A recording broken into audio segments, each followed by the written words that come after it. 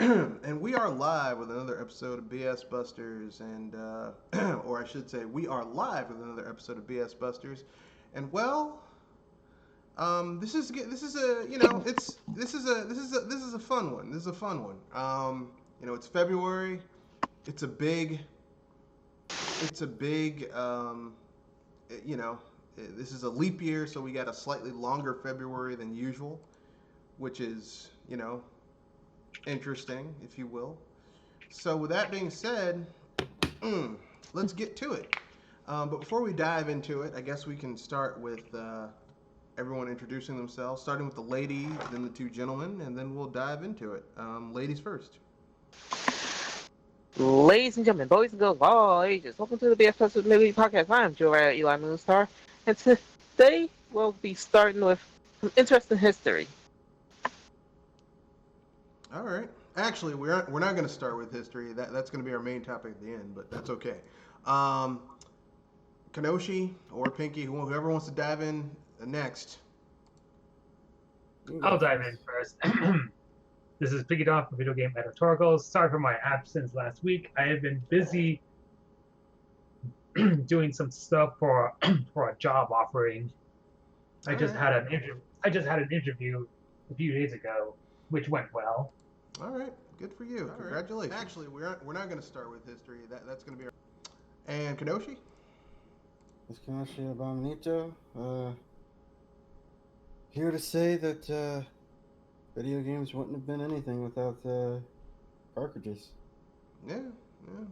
Industry would not exist as we know it. I mean, you just have basically a lot of all-in-one consoles. Kind of like it's coming full circle because, with the NES and SNES and Sega and TurboGrafx 16 minis, it's a lot of games in one console. That's basically what it would be. And, of course, it's me, Mr. Red Fox. So without much ado, just telling you what we've got coming up. I know normally we don't do news on Wednesdays, but Something came up? Well, no, I may or may not be able to do a podcast this Saturday because my birthday's Friday, and I'm probably going to be out doing fun stuff that Saturday. So there may or may not be a podcast. So I had to add some news stories to this one. Yeah. So anyway, I guess we should start with the lighter portion of what's going on. So essentially, got some news here. So the first little bit of news is a lot of games that were console exclusive are starting to go multiplat. Across a lot of platforms, not just Nintendo. I mean, you're hearing rumors that Sony might put some of their games on PC. You're hearing rumors, Nintendo is some of their exclusive games are going multiplat. Been going multiplat since the Wii U days, like Lego City Undercover, and now we're hearing about Wonderful 101. So, I mean, is that a good or bad thing? Opinions?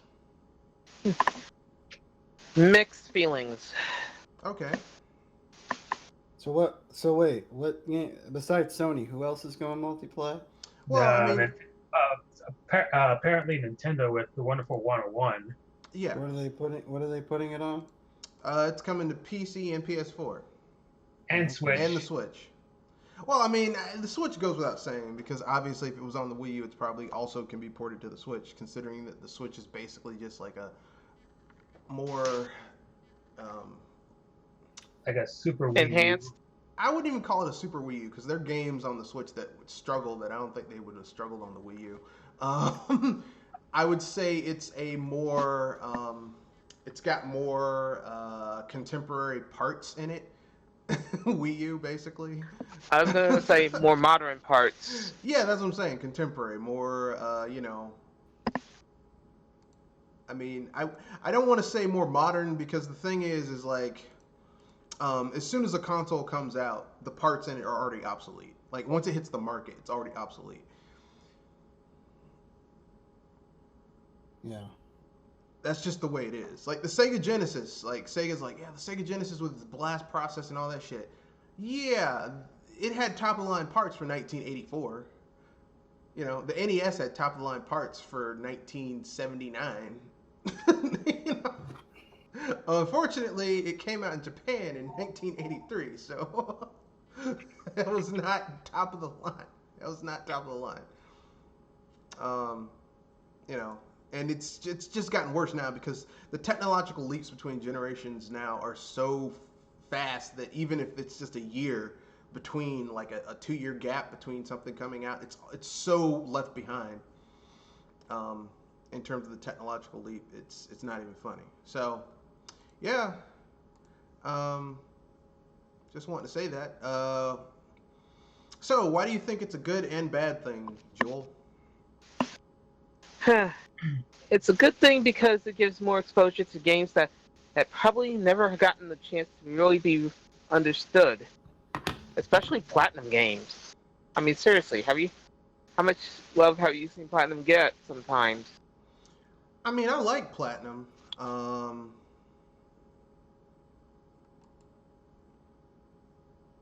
To be fair, I do like Platinum. I just think that they're kind of. Hardcore. I mean, Hideki Kamiya said it himself. He's like, well, the reason this game didn't do that well is because we really didn't explain what it was. They didn't. And the easy mode of the game is really too damn hard. It's true. Like, basically, As I said, it's so hardcore. well, the problem with Platinum is that they make games for gamers. But the thing is like I think Hideki Kamiya, like I remember watching this thing where they did like a Vice interview, but it's like Vice Japan with Hideki Kamiya, and they went to the shed behind his house. Like he's got like a house and he's got this shed behind his house where he keeps all these arcade PCB boards for arcade machines that he just hooks up to this old TV and plays like that. And I'm like, dude, you are a hardcore gamer, right? He's metal. Yeah, he's old. He's really hardcore. And if someone who is ultra hardcore, like if I made an RPG, because I'm so hardcore into RPGs, you could not be like, well, I just casually just play little RPGs here and there, because it would be way too hardcore for casuals. And that's kind of the problem with Platinum games, is that they are so hardcore that it's a high barrier for casual gamers. So I can understand why their games for more casual gamers, like I would say the most casual game that they have is Okami, and you know, And that's a masterpiece by some. it's pretty good. I mean, Okami isn't perfect; it has a few issues, but overall, it's the most casual and easy to get into Platinum game. Because the rest of them are just like Intensely hard. well, I mean, they're just very hardcore. Like you have to really be into playing games like that and played a lot of games like that in order to get into them. Anyone else have any other thoughts about it before we move on to the next topic? I was about to say that's the good part, but the bad part for me is, well, you know what, you know how things are hard to you know how it's hard for people to say what makes this system so good. Usually it's the exclusives, and well, if you get what one system has on everywhere else, where's the allure of trying to get somebody to look at what you have? Yeah, I mean, I understand where you're coming from, but at the end of the day, I mean, you know, these people aren't artists. They're running a business, and they need to make money. And so I know that's the thing, if they have to and take that's it to what someplace I was else, saying. It's then, business. yeah, if they got to take it to someplace else in order to make it turn a profit, then I can't get mad at them. Yeah, I don't think they're gonna make like Breath of the Wild or. Oh no. No. So a game like that, because first party exclusives are going to stay first party exclusive unless you're Microsoft, in which because you know games like particular Mario game or Zelda game or even Metroid game makes them enough money that they don't need to justify putting it on another platform. No, like I said, unless you unless you're Microsoft, who apparently they've just been losing money hand over fist with their Xbox division. So like they can't really afford to be like, well, this is exclusive anymore. With Sony, I mean, the rumor is they're making their games multiplat too. So some of their first party games multiplat, and I'm like, I don't understand that. I mean, unless those numbers they've been saying, oh, we made this game sold so much, this first party game sold so much. Even if that wasn't enough to make it profitable, or at least not enough profit, not enough revenue generation, then that's on them. But I think Nintendo budgets their games pretty well to where they can make a lot of money on their own platform. So, for you people who are holding out to play Breath of the Wild on your PC legitimately and not through emulation, keep on dreaming. It ain't gonna happen. Look, I tell you what, you go outside and wait for a bag of money to fall out the sky into your waiting arms, and I guarantee you'll get that money before you'll get a Nintendo first party game on whatever platform you have. Key point is probably not going to happen. Yeah. So Daemon X Machina is coming to Steam this month. I'll definitely check that out. Yeah. I have the game on the Switch, but if I can get it on PC for a decent price, I might get it on PC too, so then I can play it with a trainer and cheat. Yeah. Yes, I said it. God damn it, I'm gonna cheat. At least play it fairly for one playthrough. Well, I beat the game on the Switch. And, I mean, I haven't given a review of it because, I mean, the thing about the game is that the first third of the game is really good, but then it gets kind of repetitive because you just keep on doing the same thing, basically. Well, the thing is... I would make the joke that all games have a repetitive side to them, but... Yeah. I kind of hate to be that guy, but, if I get to play that game at a higher frame rate... Yeah. And I mean, I think on PC it might be... a little bit more enjoyable because you do have the higher graphics set. Like, here's the thing. There's some, like, the thing about the Switch is that its handheld form factor, its hybridization kind of limits it a little bit, in my opinion. I know some people will disagree, but, it varies depending on the game. Well, yeah, for games that are pretty much designed to really be a bellwether for a console, the Switch's how the Switch does whatever it does kind of limits it a little bit, if you get my drift.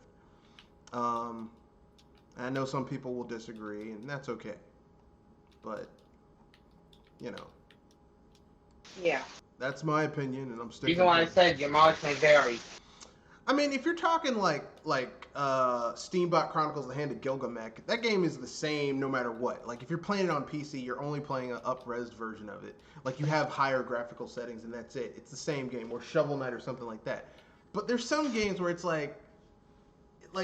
it's kind of like this, right? Like, Super Mario 64 DS, adds a ton of new content, but one of the core things that makes Super Mario 64, the analog control stick, is missing. So that game sucks on the DS. Because the whole point of Super Mario 64 was, hey, look at all this 3D. Look what you can do in 3D movement. Can't do that on the DS. It doesn't even play right on the DS. No. Oh, God. Thank you for reminding me of that mess. It's, same thing with Diddy Kong Racing. Like, they have a port of that game on the DS. It's trash. Even though they added all this new content, it's trash because it's on the DS. I was going to say that if you're trying touch controls, that is the real trash. No, the touch controls are bad too. Like, they shoehorn them in on some races where you got to use touch controls. Like, in Diddy Kong Racing on the N64, all you had to do was just press a button at the right time and you do a turbo. Now you got to do, like, if you want to start your engine, you got to use it's so stupid. It's so bad. It's so bad. It's so bad. It's so bad. And not the power glove kind. It's just bad. It's just really bad. But that's neither here nor there. Um, so yeah, some gameplay experiences kind of need to be put on a home console, and other ones can be done on a handheld.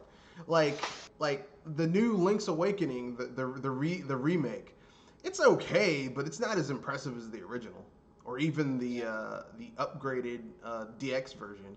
It's just because it's like what made this game special is what they were able to do on limited hardware. Now you have all of this awesome hardware, and the game isn't really special because you have all of this power, and you didn't really do anything new. Like it's basically the same game. You change the music a little bit, use better instruments, but it's like basically the same game.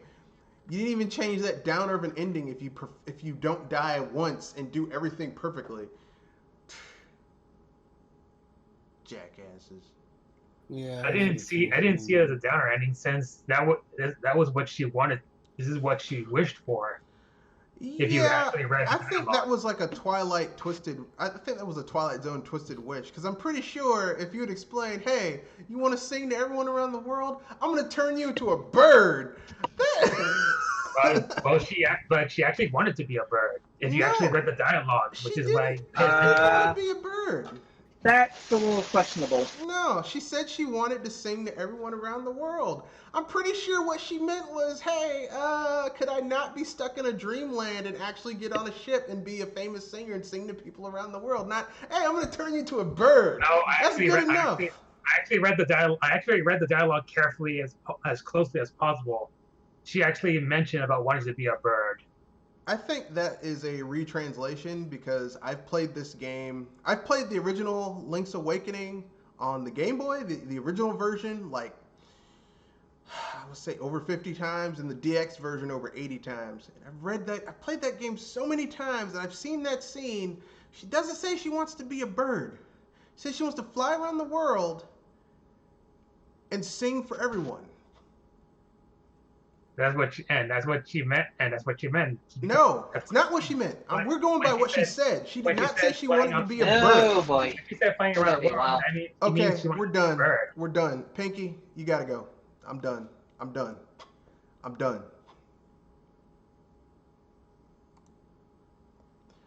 Anyway, um, so yeah, Okay. yeah, I kicked him. I can't deal with this. I can't. I'm trying to at least not say anything because I'll say it after the show.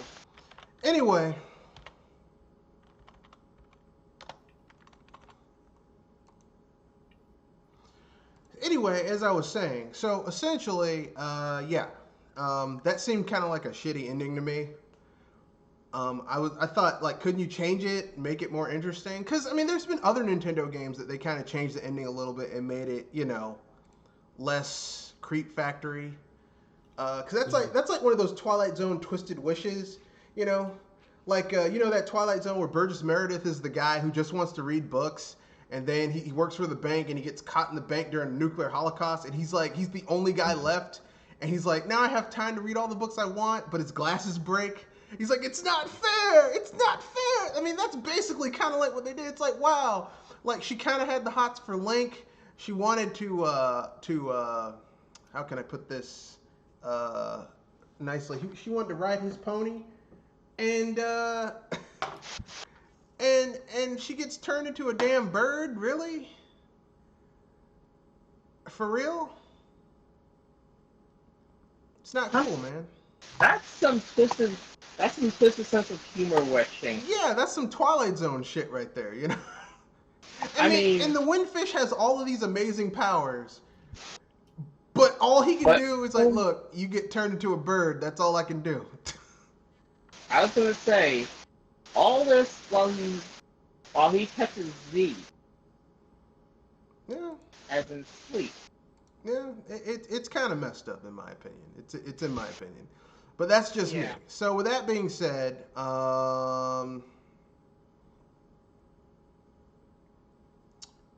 where else can we go? I guess we can move on to the next topic. So yeah, I mean, just in my home personal opinion, I don't think that that's really a. I mean, I just. How can I put this nicely? I don't think that like. I think some experiences should be for home consoles, and I think other experiences should be strictly for handheld. I mean, there is some crossover, like, some games, no matter what you're on, like Tetris. Tetris is good whether it's in home handheld or on a home console. You know what I mean? Yeah, as in it's kind of a universal thing, right? Yeah, I mean, or Bomberman. Bomberman is good on a home console or a handheld. It's good either way. But except the Xbox variant. Oh, you mean Bomberman Zero, where they turned Bomberman into this dude bro machine? Yeah. Fighting against the man by blowing shit the fuck up. Yeah, that was too much. But but I mean, by and large, traditional Bomberman is good on a handheld or home console. It doesn't matter. I'm sorry I had to interrupt there, because if anything, when you mentioned Bomberman, I was being careful of which Bomberman you're mentioning. No, when I say Bomberman, I mean the traditional, old school, what people mention. When you think Bomberman, he looks kind of cute, but he's a terrorist. He blows shit the fuck up. Like, he could never fly any airline in the world. Like, I don't know how Bomber World exists, because everyone blows things up. Sorry. But yeah, I guess we can keep it moving. So our next topic is Stadia continues to fail.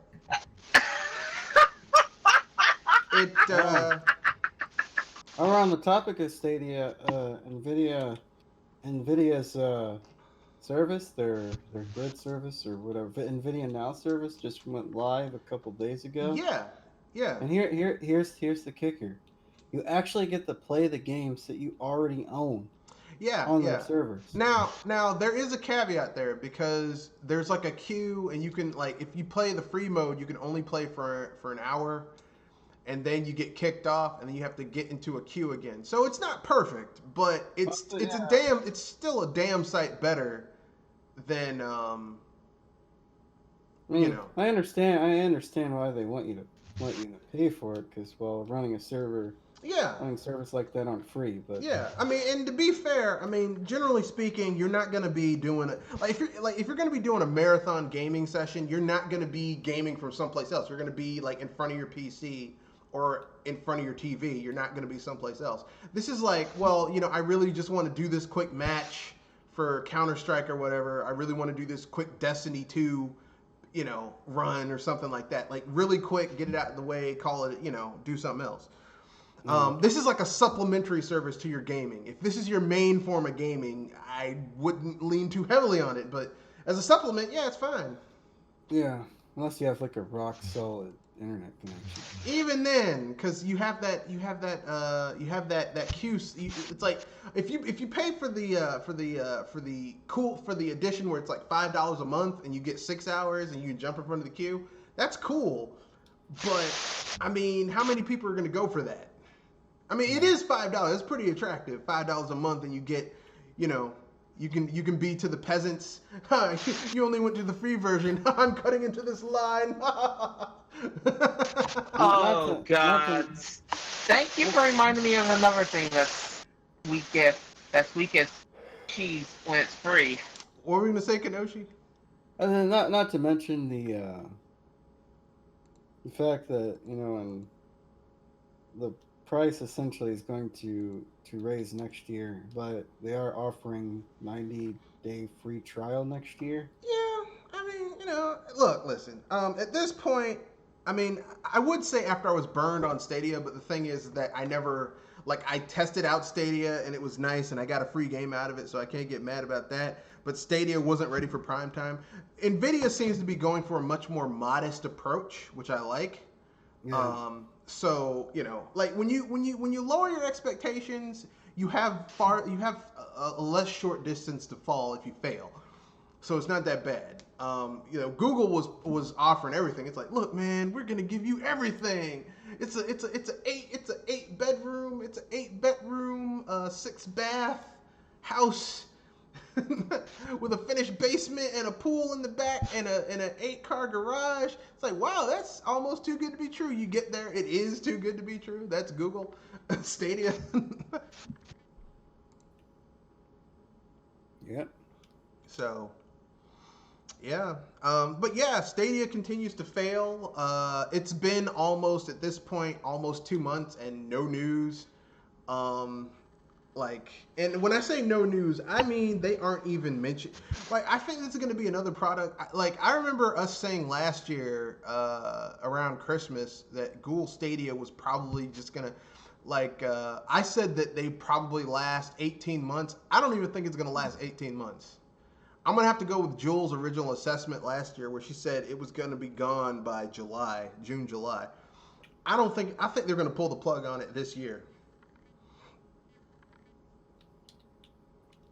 I think they'll offer the free version, like the free just get in and play your game a little bit version, and then they'll just quietly because like no one's using it. Yeah.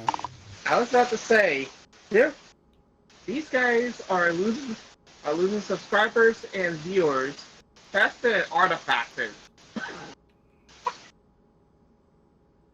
And I mean the card game artifact, and that was a big mess. Yeah. So, anyway, that being said, we got some other news. Sakurai finally admits that Smash Brothers has too many damn Fire Emblem and sword wielding characters. From the Oh, he admitted that. Yeah, And he admitted that in the- he I himself. Yeah, he I admitted remember that that I in the gave you trailer. the video for it too. It's like there's too many goddamn Fire Emblem and sword wielder characters. And he says, look, listen, I personally didn't want it, but it was already in the pipeline, and we had to do what we had to do. I mean, look, this shit's about business, but like I said, I am so tired. I am so fucking tired of All these blades. No, I'm just tired of. It's not even sword wielding characters. I'm tired of Fire Emblem characters. I am fucking tired of Fire Emblem characters in Smash Brothers. There's too goddamn many. There's more Fire Emblem characters than there are Legend of Zelda characters. I was about to say, Fire Emblem 3. The Fire Emblem series is the third most represented franchise in the group. I mean, think about it. You got in Legend of Zelda, you got Link. You got is it Kid Link or Toon Link? You got Young Link, Toon Link, Link himself. No. I mean, right now Princess in Zelda. Smash 4. In Smash 4. That's I'm naming them right now. Okay, That's what I was saying. so you got three versions of Link. You got 3 versions of Link. You got Princess Zelda. You got Sheik. If I remember correctly, Sheik is a character. You got Sheik and you got Ganondorf. That's 6. Now let's count the Fire Emblem characters. You got Ike, Roy, Marth, Robin, Lucina, Chrom. That's 6 right there. Your character from Fire Emblem, not Echoes, the one where you get the dragon water power, one, right? The one where you get dragon power and shit. Yeah, that's 7. then you got Byleth. That's 8. That's you could do an entire Smash battle of 8-player Smash, just Fire Emblem. Yeah. It's ridiculous, man. It's too many Fire Emblem characters. And of those Fire Emblem characters, most of them wield swords. Actually, I hate to say this, all of them wield swords. Well, no, the character who has the dragon ability kind of wields like a long javelin type thing. It's like spear javelin type thing.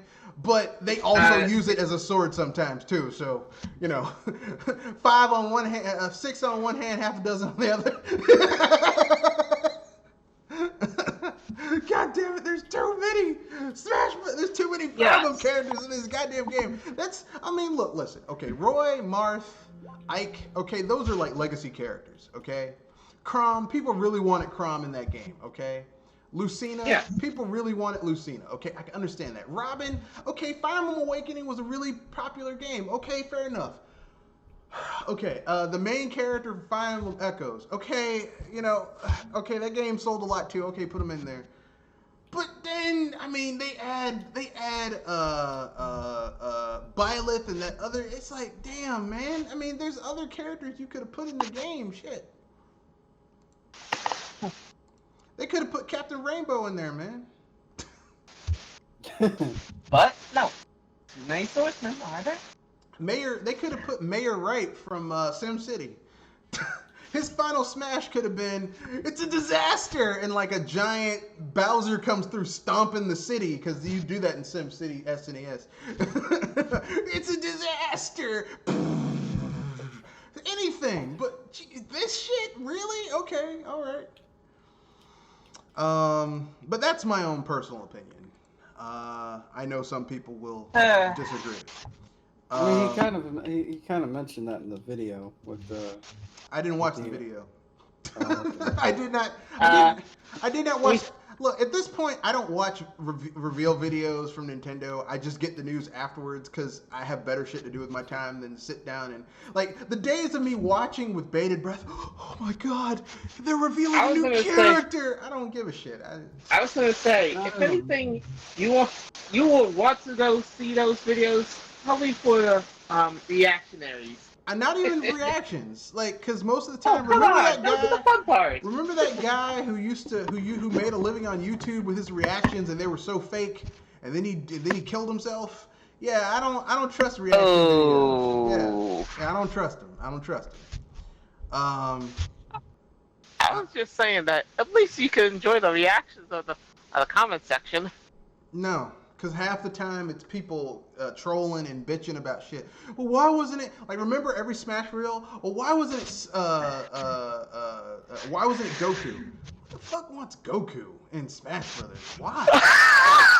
Yeah, it doesn't make any sense. Doesn't make any sense. Okay, I can at least give you that one because if anything, some of those comments are pretty or Laura Croft or Pa Rappa the Rapper or Shantae from Devil May Cry. Shantae I can understand because Shantae began on the Nintendo platform. Shantae, the first Shantae game began on the Game Boy Color. I can understand Shantae being in Smash Brothers, but I mean some of these characters I'm like, why? Like Goku? Why? Why would you want Goku to be in Smash Brothers? I don't get that. And he's not a gaming character either. Well, he's in video games, but he didn't start in video games. And to be honest with you, most of the Dragon Ball video games that aren't fighting games suck. And a lot of the fighting games suck too. So, it's not really... I don't know. But anyway, yeah. I guess... That's a heavy topic already. Yeah, so I guess we can keep it moving. So the next little bit of news is Microsoft shrugs off Nintendo and Sony's competition, focusing on Amazon and Google. This is from Phil Spencer.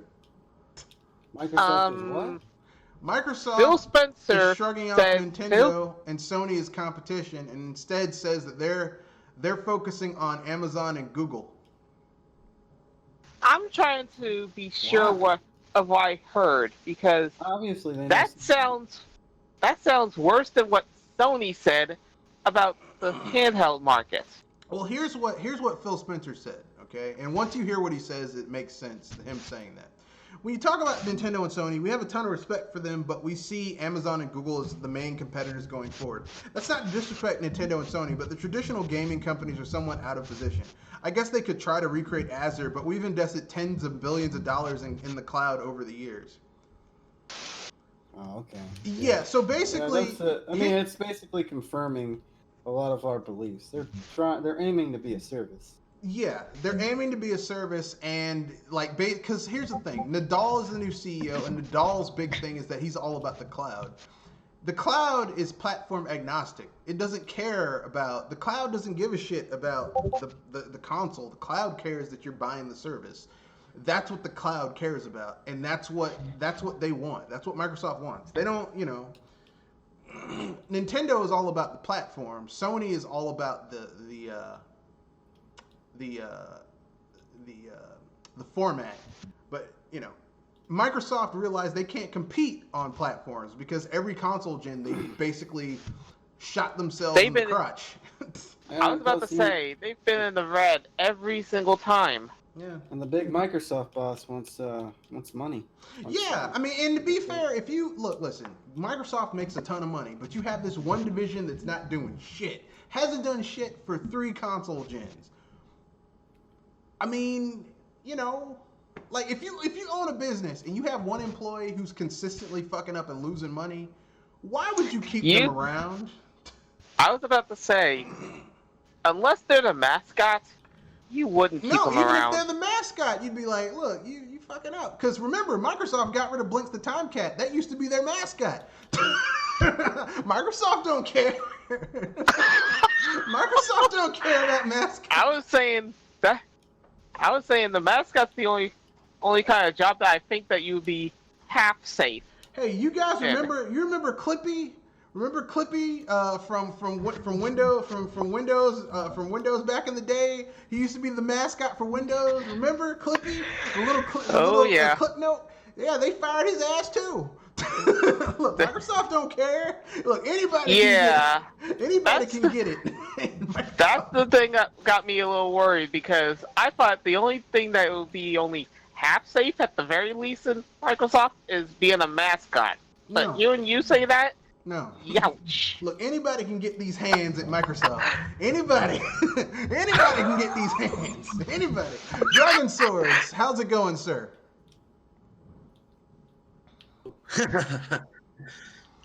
Yeah, we were just talking about how Phil Spencer just confirmed our beliefs that Microsoft is trying to get out of the console market and diving into this games as a service, the power of the cloud bullshit. Dragon. Yep. We've been. Well, I don't know how long you guys been saying it, but I've been saying this, I guess, for 4 years. I'm gonna give it 4, just to be generously speaking, and it's come to pass. Yeah, I mean, you know, we've been. I don't think I've been on the bandwagon as well. No, because I always basically thought Microsoft should not be in the console industry because they can't compete. You know, they're like. You know, they bought a whole bunch of exclusives during the 7th gen with the 360. That didn't work. They bought exclusives during the 6th gen. They pumped tons of marketing behind the original Xbox. That didn't work. The Xbox One, what's his name? Don Matrick came out and pulled a gun out and shot himself in the crotch. Actually, he shot the Xbox division in the crotch. With that, we have a device for people like that. You know, like Microsoft's had 3 console gens, none of which they've done a damn thing. So at this point, Nadal, the new CEO, is like, look, I'm not Ballmer. I'm not going to give you guys a blank check to keep on fucking up. So you either shape up or get out. That's basically what's been going on. Yeah, you say they don't want to be like Sony. Well, I mean, at this point, yeah, because the PlayStation division loses a lot of money, but they keep it around because it's like a prestige thing at this point. What were you going to say, Dragon? Would you say they're out now, or in like 2 years they're pretty much just out? What I think they're going to do, I think they're going to drop these new, I'm using air quotes, you can't see me, consoles. Because Microsoft's new consoles, I'm using air quotes here, you can't see me, I don't have the camera on. These new consoles are actually micro PCs because they showed the expansion, the expansion card that you can put into the thing, and it's a fucking PC expansion card. It's not even USB. It's not even like an external drive. It's like a thing that you would only use in a PC. A small form factor PC, which is what they are. They're small form factor micro PCs. These are not consoles. They're micro PCs. So they're going to have like expansion cards and stuff? Yeah, well, if you want to put more memory into it, you can't just get a USB drive. Either that or you get like a converter for if you want to add, it's not for traditional hard drives or SD drive. It's like those cards you can get for like laptops, you know? Like, and for small form factor PCs, that's basically what the Microsoft the Sexbox is. It's basically a small form factor PC. That's all it is. That also plays games. I just got a new graphics card. So yeah, you're good. You don't need to buy that piece of shit. Like I was Yeah, no exclusive for 2 years, pretty much. Yeah, and they're like, yeah, there's no exclusives for the first 2 years, so there's less of a reason to buy the console. Well, we want it to be forward compatible. That means look, listen. People thought, oh, Microsoft bought all these third and second tier studios. They're going to focus on their first party. They ain't. These games are going to be hitting the cloud. They're going to be hitting Xbox Game Pass. They're going to be hitting Dang. Game Pass Ultimate. Look, I wouldn't be surprised if you hear within the next 2 or 3 years that Microsoft's cloud-based gaming services will also be on the PlayStation 5. Don't be surprised about that. Don't be surprised if there's a partnership where it's also on Nintendo's the Switch, like the last few years of the Switch's life cycle, maybe the last year, and then on Nintendo's next console. Don't be surprised, because Microsoft cannot compete in the console space. They can't. They've tried it. 3 gens, kept on losing money. They can't compete. They better wave that white flag, because they just screwed themselves over. Well, the thing is that there's a lot of people in the Xbox Games division, and they don't want to get fired. So they don't want to just fire a whole bunch of people because it looks bad. So Phil Spencer came in. He's like, look, the Xbox is not doing well, but if we can tie it into the cloud like Nadal wants us to do, maybe these people can save their jobs, and maybe we can make some money. Smart move. I mean, look, listen, business-wise, it's a smart move. Personally, I never liked the Xbox. I never thought Microsoft should be in the gaming industry as far as a console manufacturer. Publishing games, sure, no problem. Making a console, shit, I never trusted. Like, after the Atari debacle, I never trusted an American company making video game systems. Ever again. Okay? Never again. But that's just me. I know some people will disagree with me because, everyone disagrees with everyone around here. So with that being said,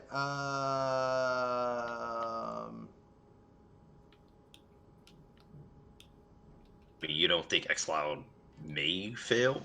This Xbox? You mean the new Xbox coming out? No, xCloud. xCloud. No, I think xCloud, because xCloud, as long as they subsidize it for the first year and a half, maybe 2 years, it'll be fine. Because the thing is that you're gonna have people like, even if you don't get Game Pass Ultimate, which is $15 a month, if they say, oh, you pay $5 or $10 a month to have access to a large library of games, literally the Netflix of games on your PC, and then they say, well, it's another $5 and you get the power of the cloud, so you don't even need a powerful PC. It's streamed to your PC through your internet, and they can get it to work. That's a recurring. That's a lot of money. Because a lot of people have little shitty PCs that have a decent internet connection. Not great, decent. Okay, a lot of people have that. If it works, it's functional. Yeah. I just want Microsoft to get out of the console industry because I'm tired of them money-hatting shit and fucking up the industry. It needs to go back to companies competing with their exclusives and with the quality of their games. Not, oh, well, we spent money on this shitty game. Why? I don't because get it. Money. Yeah. The only thing that does when you buy exclusives is it incentivizes bad behavior from these developers, because then they don't have to actually make a good game. They're gonna get like these companies that Epic basically gave all that money to for platform exclusivity for like a limited amount of time. Those games aren't any better. It just means that the studio that made them, if they made a good game, they got a good deal, and they have like something to fall back on while they work on the game or work on the next game. And that's good. But if you make a shitty game that has major issues and you get paid, then you don't have to bear the brunt of you making a bad game. And that's a problem to me. I don't like it. But that's just my own personal opinion. What are your thoughts on that, Dragon? So if Microsoft actually ends up going out to force pretty much like a lot of the third parties to pretty much make good games, I guess. Well, I mean, they won't be money hatting anymore, which, I mean, that'll force a lot, not all of them, but enough of the bigger third parties. Because here's the thing, okay? If you're a third party and Microsoft is now putting their shit on the cloud and their console, which is really a micro gaming PC, it's not a console. And they basically say, okay, guys, here's our console. Okay, we're not money hatting. If you want to get, because here's what Microsoft is going to leverage. If xCloud grows, if the Azure and their cloud stuff grows, okay, and if they manage to reach even 10% of the billions of people that have Steam, that are Steam PC users, that's a lot of people using xCloud.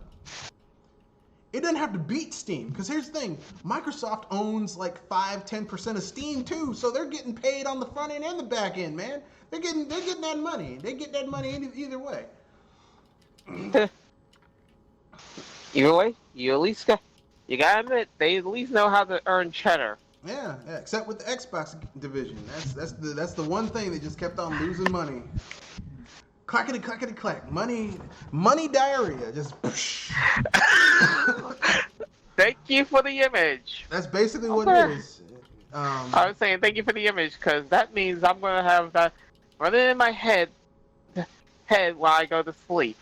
That's basically what the Xbox division was. It was money diarrhea. Well, I read your post, Dragon, and I gotta say I gotta disagree with you.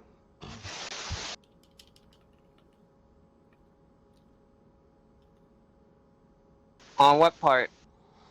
Well, It's a long, yeah. his overall post is that Tokyo Mirage Sessions FE Sharp FE is not Persona Emblem. It's Persona crossed with Fire Emblem. I mean, like, I understand where you're coming from, Dragon, but I have to disagree. The reason I have to disagree is because, like, you played Persona 5. Persona 5 is the latest one. Each Persona game has a lot of different things that they add or take away. But the thing is, like, from the first Persona, the first Persona game, the first two Persona games didn't have the social thing. They didn't have a calendar. You weren't on a time limit. It wasn't until Persona 3 that you had the social system with the time limit and all that stuff. Like, you had to do things at a certain time, or the calendar or some didn't work. Social links were added in Persona 2.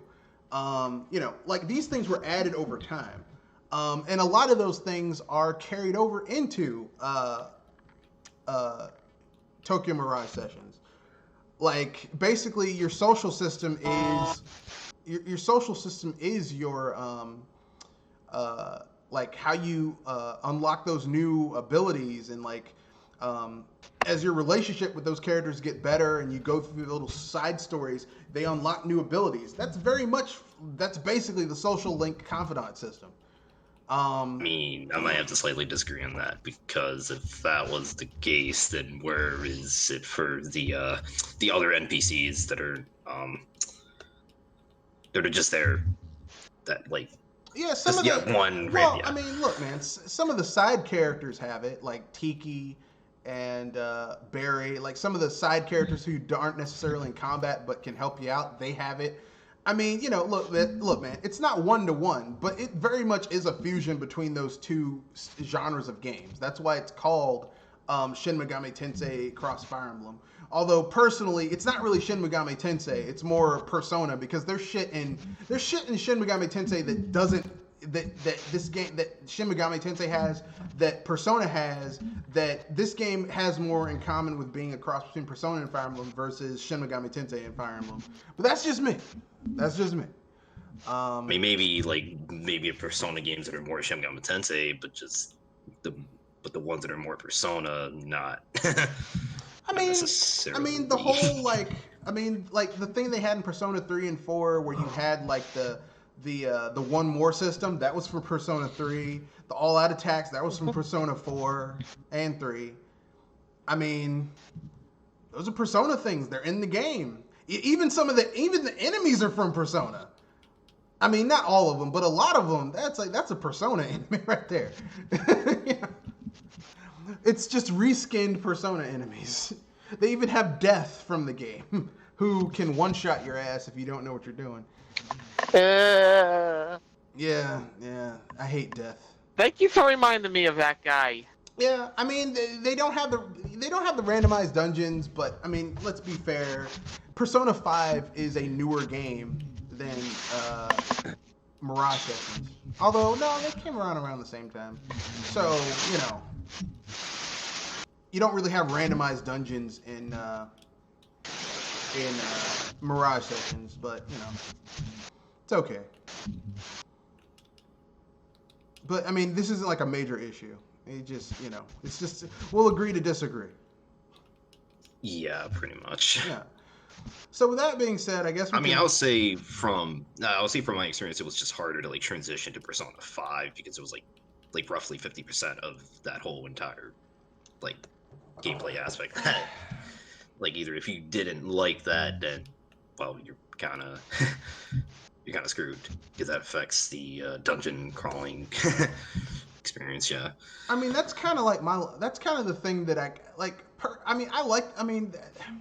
I kind of didn't like the calendar thing in Persona games because you're kind of left on a... Like, I like having free time to go and grind and do side stories and stuff like that. I don't like that, well, you got to do this, that hard deadline. I don't like that hard deadline in RPGs. Because sometimes I like to be able to go and grind and do side missions and explore and do stuff like that. But that's just me, Everyone, we have a comment. We have a tweet here talking about how Nintendo's late president Hiroshi Yamauchi said the N64 lost to the PS1 due to Japanese gamers wanting to play depressing games while being alone. Oh God, that emo phase. Yeah, I'm gonna keep it real. I mean, listen. I like Hiroshi Yamauchi. I mean, we got some good games, some good systems, and some good games for Nintendo consoles and handhelds when he was the president. But I mean, let's just call this what this is. The man's just sour graping. That's all that shit is. He's just sour graping. Okay. All right. Now I'm glad he believed in his product, and I'm glad he thought Nintendo's had the best games.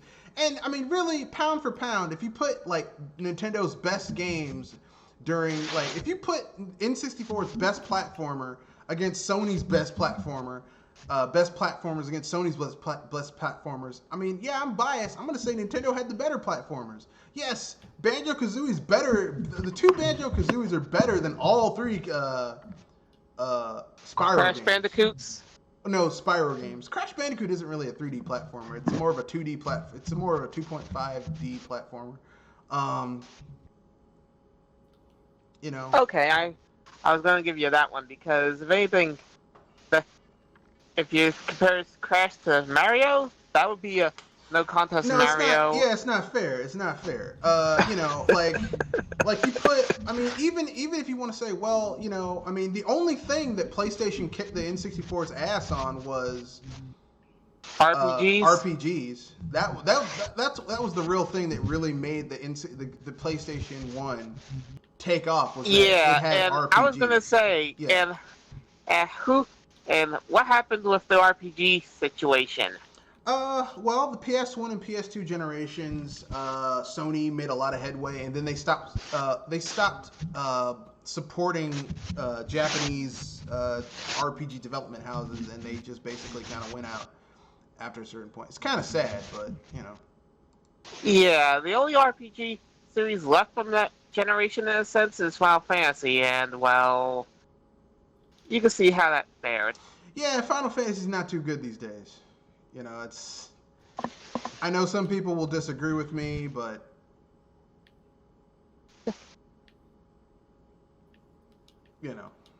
I don't think Final Fantasy is that good these days. So, with all that being said, speaking of the N64, segue...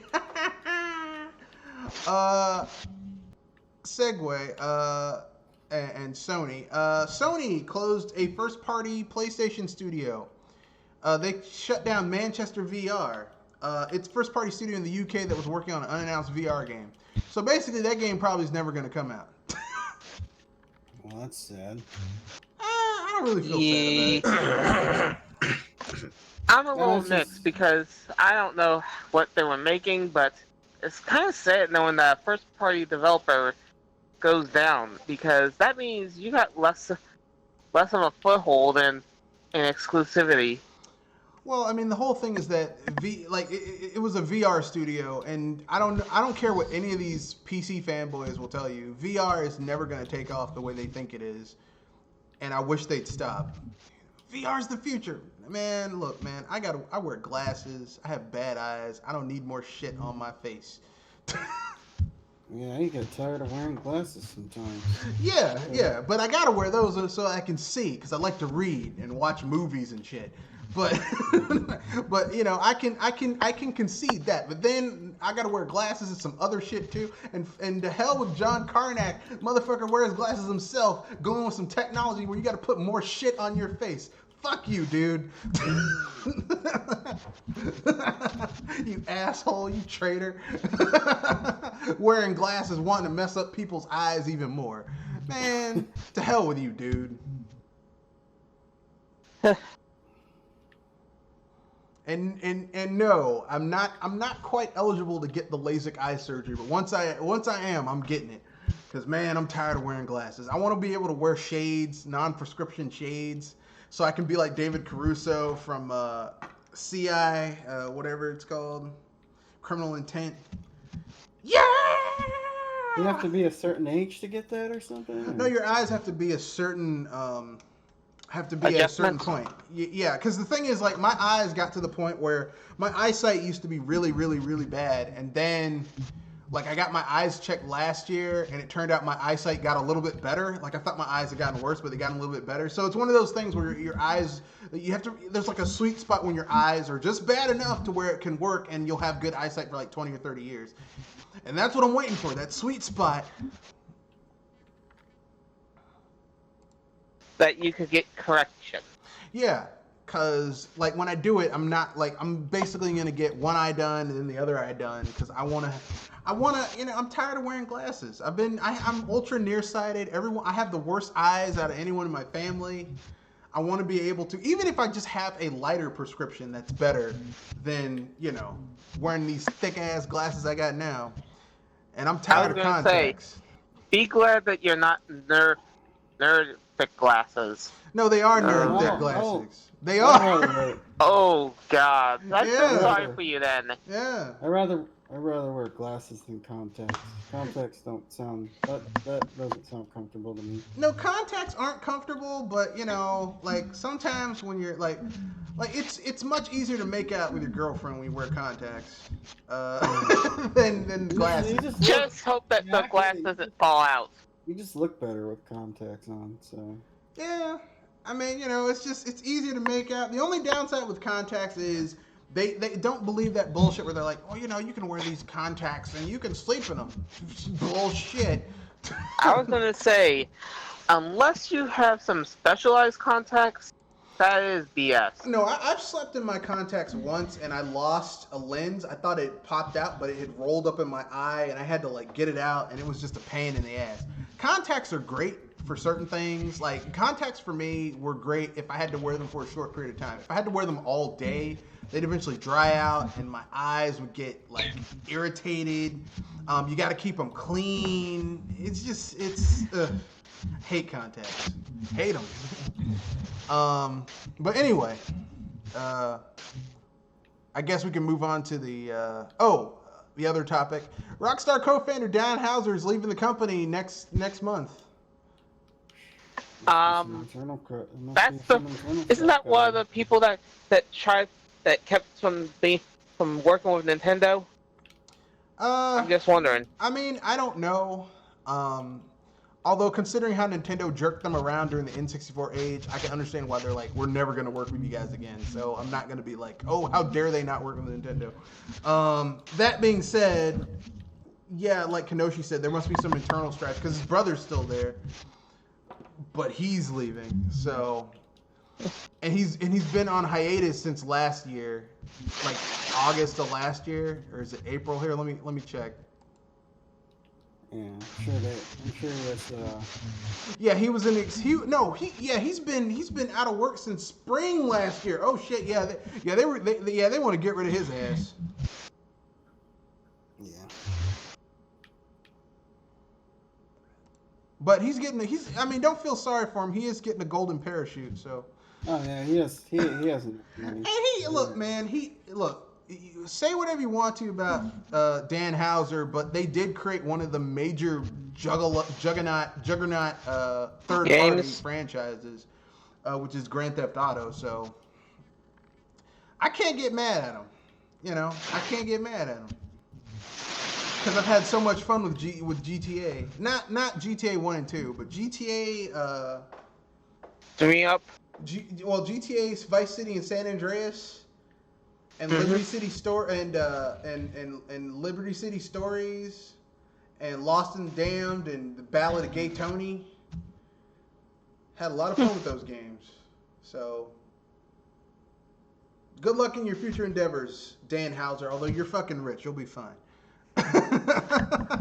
He's gonna be set for a good long while. You'll be okay, as Eddie Murphy used to say in Saturday Night Live, as buckwheat. So, Okay. yeah, you'll be okay. So, with that being said, I guess we got to move on to the main topic, which is, thank you, Jerry Lawson. Didn't he die a couple of years ago? Yeah, he died in 2010, but we're going to celebrate, since this is Black History Month, we're going to celebrate a black guy that most people don't know about, Jerry Lawson. Now, I'm going to read from this article because it really, like, the paper I wrote in college was like 30 pages long, and no one wants to go through that. This is much more concise. I was about to say. Yeah, this is much more concise. Yeah, so that's why I'm reading from the article. You might need a condensed version.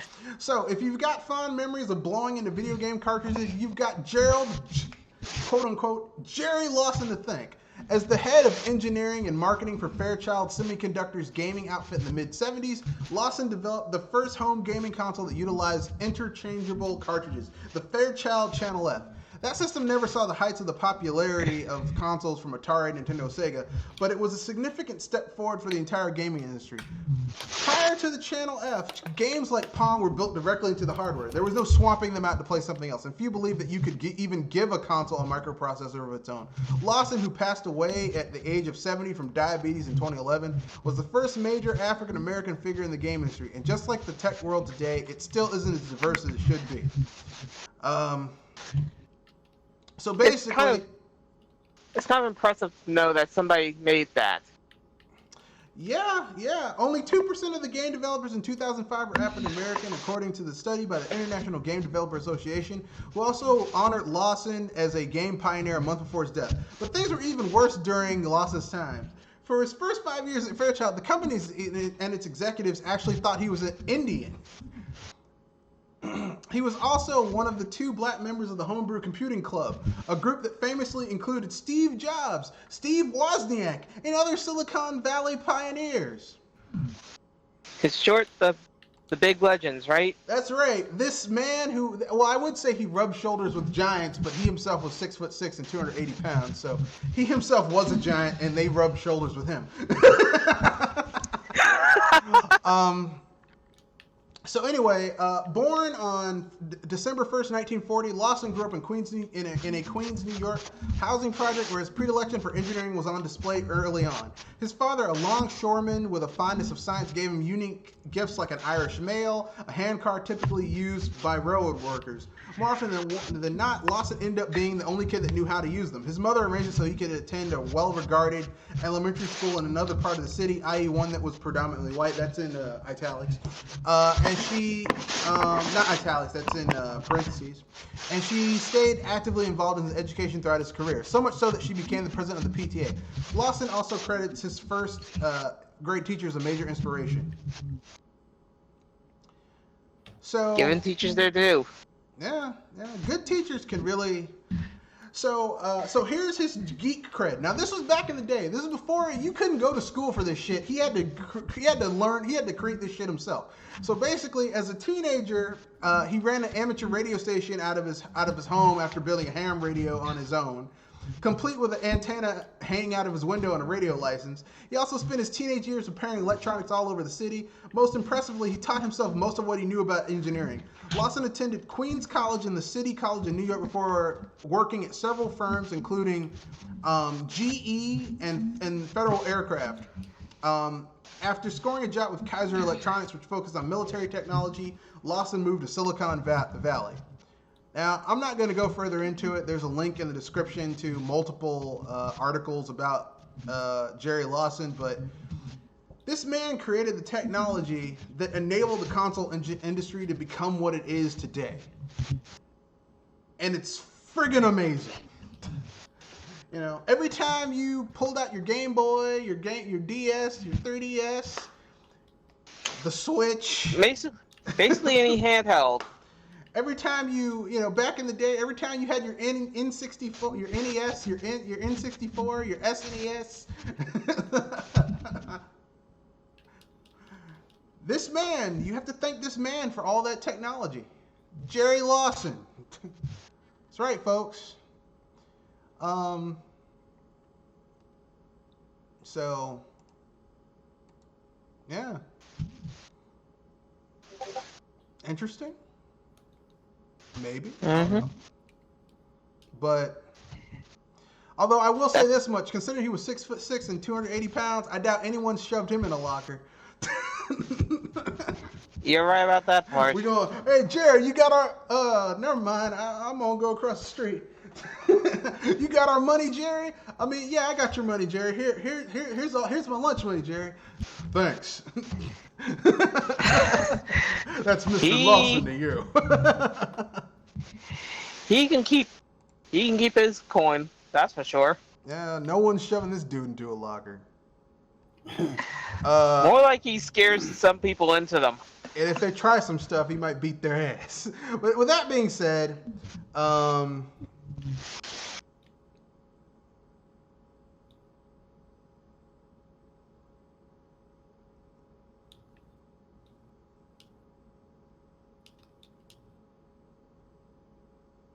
with that being said, that's the end of the that's the end of our topics. Anyone have anything they want to bring up before we wrap things up?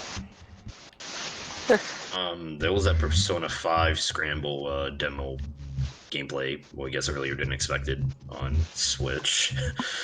I mean, I played Persona 5 on the PS3, the severely downgraded, limited version of it. So I'm kind of looking forward to getting a PS4 and playing it on that. So, you know, it is what it is, you know? Yeah. But did anybody see the gameplay, or? I haven't seen the gameplay, but I mean, it's basically Dynasty Warriors crossed with Persona 5. It's basically what it is, right? Yes, with the fact that it may be Persona 5 as an action RPG, kind of. Yeah, like I don't really want to play a Persona action RPG. Like the reason I like Persona was that it was like a nice, like Atlas gave you a nice taste of a traditional JRPG without you having to invest in Dragon Quest or something like that. As in hours and hours of story. Oh, there's hours and hours of story in a Persona game. It's just meted out in it's paced better. Here's some news for you. Final Fantasy VII's remake's timed exclusivity now ends April 2021. So April 2021. Yeah. So, you know, They're what exclusive? timed exclusivity for the PlayStation and Microsoft. It ends April 2021. So, what game is this? Final Fantasy VII Remake. Oh, okay. Yeah. So. All right, so hopefully we'll get to see him on PC then. Yeah. A Link to the Past was originally designed with multiple parallel worlds. Although this article is partially incorrect because it says Link travels to 2 alternate versions of Hyrule. The Golden Land is not an alternate version of Hyrule. It's a completely different world entirely, but they'll just keep on saying that because they're idiots. And finally, we're getting Saints Row 4 ported to the Switch with all the DLC. So, yeah. So if that would be the first Saints Row that ever hit the Nintendo systems, right? No. Saints Row 4 was also Saints Row 3 and Saints Row 4 were also put on the Wii U. Okay, I was a little unsure about that. No. Saints Row, Koch Media, aka Deep Silver, now has been really good about putting their games on Nintendo platforms. I give them credit for that. I'm kind of a fan of the Saints Row series, although I'm tired of the ports because I have all these games. I have Saints Row 2, 3, and 4, and Saints Row Get Out of Hell. I would get Saints Row 1, but Microsoft owns that IP, and it's never coming to anything but. The only way you can play that is on a original Xbox, and I'll be damned if I'm going to buy one of those pieces of shit. So, yes, I don't like Microsoft consoles. There you go. So, yeah, but that's it. That's all the news. We gave our salute to Jerry Lawson. Talked about Rockstar messing up. So that's it. Anyone else have any other topic they want to bring up? I don't know what Nintendo did with Super Metroid, but the controls on Super Metroid and Switch feel a little tighter than I remember them. Being. Yeah, oh, well, I don't know about the controls. What I hope they do is I hope they come up with. I hope they come up with. I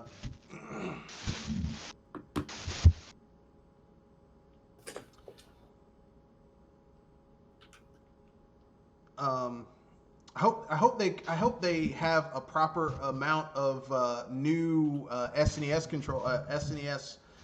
controllers for the Switch because I really want some, Yeah. Because, I mean, there are just some games where you cannot play Unless you got the right controls. Yeah, it doesn't feel right. It does not feel right to play Star Fox with,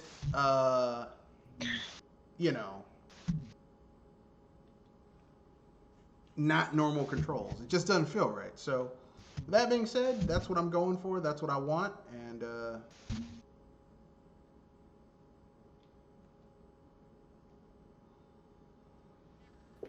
That's what I hope. So with that being said, anything you guys want to pimp out before we wrap things up?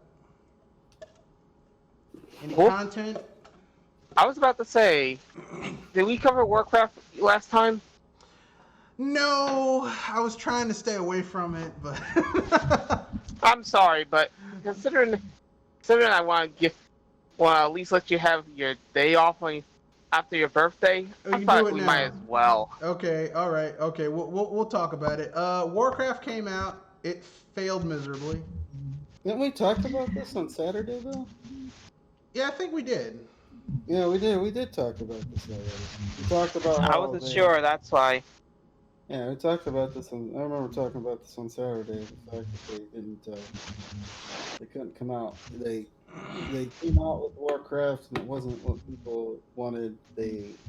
Not just that. It was a completely lazy redone. Lazy ass port, yeah. And their excuse was, oh well, the reason it's like this because we want to be true to the base game. I'm like, come on, man. You guys know what you showed during that demo, and you know it's not what it should have been in the damn thing. Y'all know that was some bullshit. It's like, it's hilarious how they're like, no, and now then they fought people on refunds, and now they're finally giving people their refunds. I'm like, y'all knew that was some bullshit. They knew it was some bullshit. They did it anyway. They didn't care. Yeah. Yeah, I guess a lot of the people that used to run Blizzard, they're gone now. Yep. It's become Activision's bitch now, so there you go, folks. One of the last of One of the last of the old school gaming companies dead because of Bobby Kotick and Activision. I hate Bobby Kotick. Hate that guy. Such a douche. Remember when Activision was created because, developers were mad at these giant publishers that wouldn't support them Yeah. the way they shouldn't be supported? Yeah. I remember seeing a history video on that subject, and when I heard about how Activision got created, I was like, man, the irony. Yeah, that's how it was back in the day. It's not like that now, but that's how it was back in the day. It's kind of sad, really. Clearly. Yeah, damn sad, actually. So yeah. It's been trash. It's kind of sad. I feel kind of bad about it because I personally don't want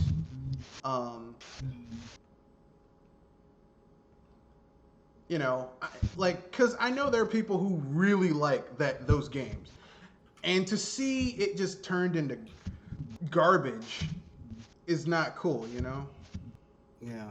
But what are you gonna do, Yeah, what are you gonna do? Just not buy it, The sad thing is that you can't even go back and play the original version of the game because they patched it so that their changes, they messed up the original version of the game too, which is kind of messed up. It's like Nintendo saying, "Hey, you want to play the original? You want to play the original Metroid Prime, or not? You want to play the original Metroid 2? No, you only got to play the remake."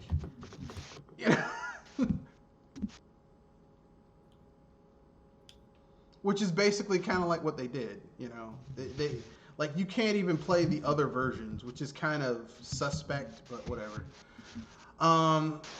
So I feel my heart goes out to the people who really like that game. So it's sad, but that's what happened.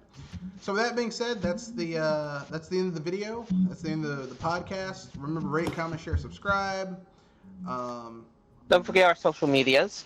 That's right. There is social media here. To get in touch with the cast via Gmail, you can reach me at Mr. RedFoxBSBuster@gmail.com or at Twitter at Matthew Wesley at Mr. RedFox91. You can totally talk to me. I will respond back if you send me a tweet. So yeah, that's all good. So with that being said, that's the end of the video, end of the podcast. Remember, rate, comment, share, subscribe.